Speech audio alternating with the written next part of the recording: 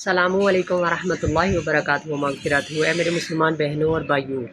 جب نرم و ملائم بستر پر انسان سوتا ہے تو اسے نیند اتنی گہری آتی ہے کہ غفلت کی نیند سو جاتا ہے۔ حضرت محمد صلی اللہ علیہ وسلم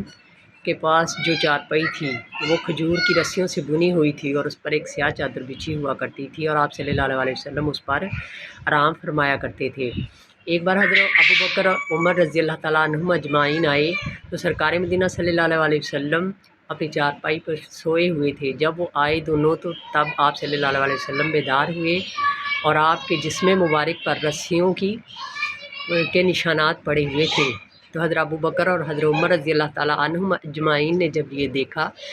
تو ان کو بہت تکلیف محسوس ہوئی، تو انہوں نے عرض کی یا رسول اللہ صلی اللہ علیہ وسلم، آپ کے جسم مبارک پر رسیوں کے نشان ہیں اور کیسر کسرا کے پاس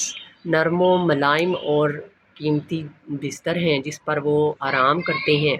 آرام کی نیند سوتے ہیں۔ تو آپ صلی اللہ علیہ وسلم نے جو جواب دیا وہ ہمارے لیے عمل کے لیے کافی ہے۔ آپ صلی اللہ علیہ وسلم نے فرمایا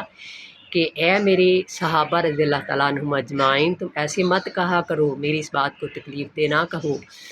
کیونکہ جو کیسر کسرا ہیں ان کے چند دن کی جو